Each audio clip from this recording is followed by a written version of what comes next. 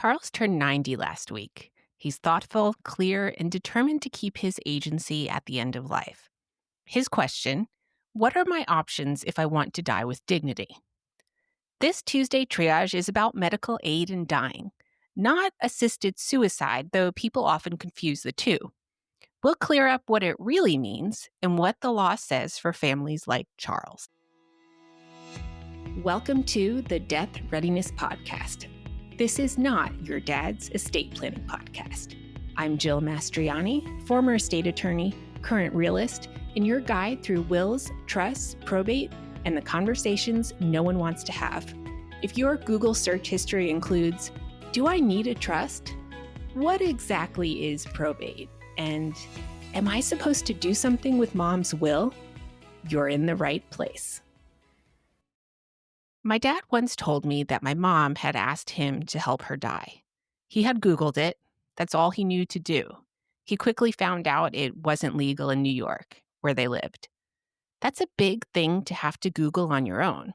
It's a lot to carry, both mentally and emotionally. No matter how old you are, there are always painful things your parents will try to protect you from.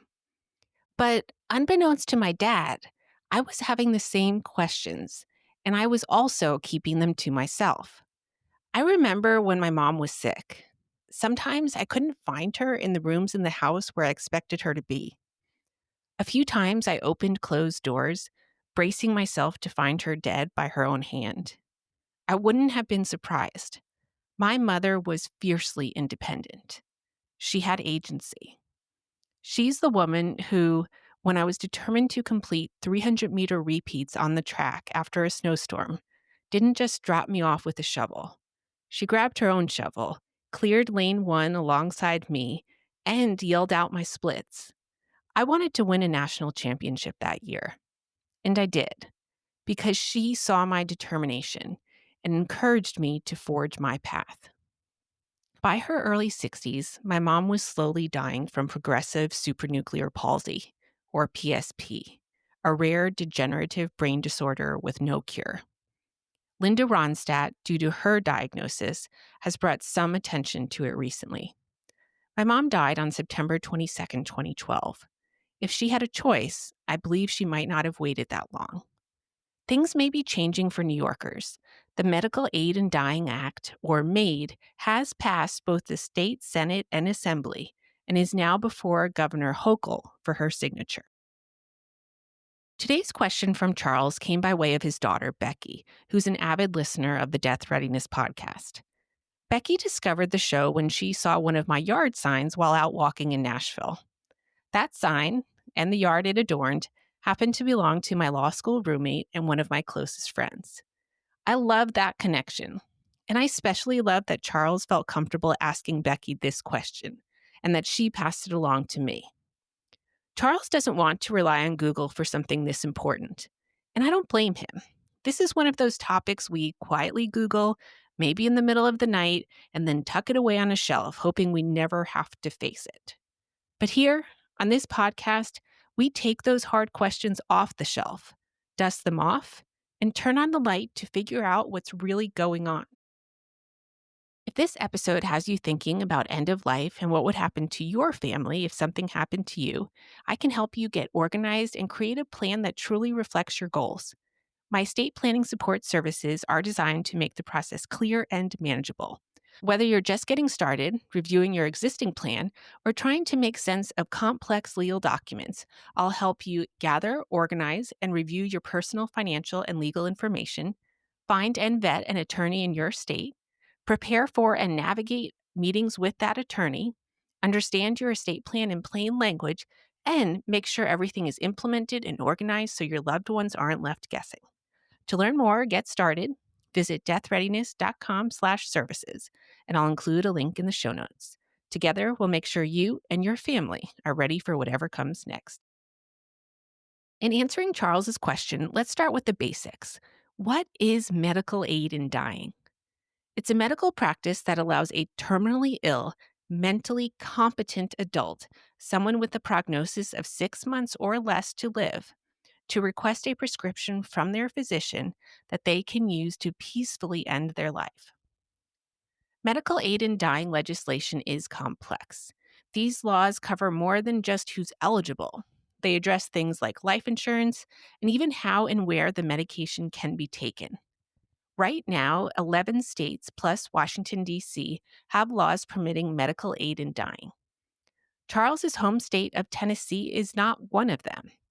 Tennessee does, however, have pending legislation. Senate Bill 0640 was referred to the Senate Judiciary Committee on February 12, 2025, but that's the last action noted so far. Tennessee isn't alone. 18 states, including Tennessee and New York, have introduced medical aid in dying legislation in the most recent session. But I don't want to end the conversation there, because while it's not legal everywhere, it is legal in 11 states plus Washington, D.C. And those laws give us important insight into what's possible and what it could look like in the future. Let's talk about where medical aid in dying is currently permitted. In alphabetical order, the 11 states that do permit medical aid in dying are California, Colorado, Delaware, Hawaii, Maine, Montana, New Jersey, New Mexico, Oregon, Vermont, and Washington state. To give you a clearer picture of how these laws work in practice, let's look at California. Their law is called the End of Life Option Act, and is currently in effect through January 1st, 2031. There is already a bill, Senate Bill 403, that seeks to repeal that expiration date and make the law permanent. The End of Life Option Act is a very detailed piece of legislation outlining who qualifies, what safeguards are in place, and how the process works for both patients and physicians. I'll include a link in the show notes for anyone who wants to read the full law. But for now, I'll highlight some of the key features so you can see how it works in one of the states where medical aid in dying is legal. Here are the basics under California's End of Life Option Act. Who qualifies? Any adult, 18 or older, who is a California resident, has the capacity to make medical decisions and has been diagnosed with a terminal disease that is expected to result in death within 6 months. What is prescribed? The law refers to an aid in dying drug. This is a prescription medication chosen by the physician that the individual can choose to take to cause their death. Self-administration of the aid in dying drug is key. The person themselves must make the conscious physical act of taking the medication. It cannot be administered by anyone else, not a doctor, not a family member, not a caregiver. Residency matters.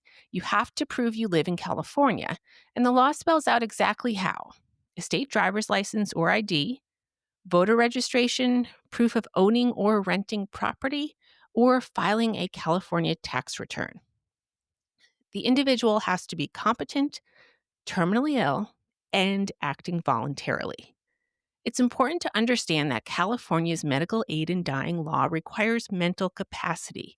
That means this option is not available to someone with advanced dementia or Alzheimer's disease. Now that we understand the who, the what, and the why of California's End of Life Option Act, let's understand how the process actually works.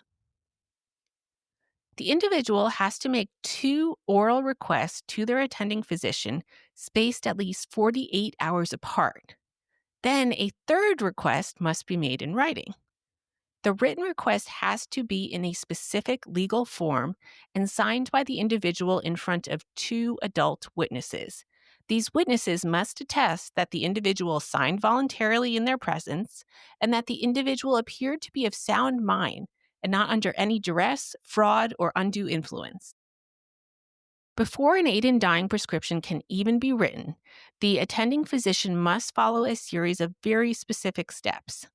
And importantly, physician participation is voluntary. A physician can choose not to take part. If that happens, the patient would need to continue the process with another doctor who is willing to participate. Additionally, the law requires the participating physician to explain the importance of having another person present when the medication is taken and not ingesting the drug in a public place. The California law also puts important protections in place related to life insurance and liability for family and friends. The law makes it clear that requesting or using medical aid in dying cannot impact life insurance, health insurance, or annuity policies. Death under the Act is legally recognized as a natural death from the underlying disease, not suicide. That means families don't lose coverage and policies remain intact. And family and friends aren't at risk. If someone is present when the medication is taken, they cannot be held civilly or criminally liable. They're even allowed to help prepare the medication, like mixing it in a glass, as long as they don't actually administer it. The act of ingesting must always be done by the individual themselves. If this episode has you thinking about your family and what could happen if something happened to you, I can help. My estate planning support services make the process simple and manageable. I'll help you get organized, find the right attorney in your state, and make sure your plan is clear and ready to implement. Learn more at deathreadiness.com/services. That's deathreadiness.com/services. The link is in the show notes. Next, let's talk about what the End of Life Option Act is and what it isn't. You may have heard terms like assisted suicide or euthanasia used in conversations about medical aid in dying. I'm intentionally not using those terms. Here's why. California's End of Life Option Act spells it out clearly in Section 443.18. It says, nothing in this part may be construed to authorize a physician or any other person to end an individual's life by lethal injection, mercy killing, or active euthanasia. Actions taken in accordance with this part shall not, for any purposes, constitute suicide, assisted suicide, homicide, or elder abuse under the law. Let's talk about the reasoning behind that distinction. To qualify for medical aid in dying, a person must already have a terminal illness with a prognosis of 6 months or less. The argument is that the individual is not choosing whether to die, their disease is already taking their life. What they are choosing is how they will face the dying process, with the option to avoid a prolonged or painful end. So when we talk about medical aid in dying, we're not talking about suicide, euthanasia, or mercy killing. We're talking about a narrow, carefully regulated medical option with the goal of providing individuals with terminal illnesses the ability to die on their own terms. Thank you to Charles from Tennessee for asking today's question. And happy 90th birthday to you, Charles. If you found this episode helpful, please share it with someone you think could benefit from it. This is Death Readiness, real, messy, and yours to own. I'm Jill Mastriani, and I'm here to help you sort through it, especially when you don't know where to start. Hi, I'm April, Jill's daughter. Thanks for listening to the Death Readiness Podcast. While my mom is an attorney, she's not your attorney. The Death Readiness Podcast is for educational and entertainment purposes only. It does not provide legal advice. For legal guidance tailored to your unique situation, consult with a licensed attorney in your state. To learn more about the services my mom offers, visit deathreadiness.com.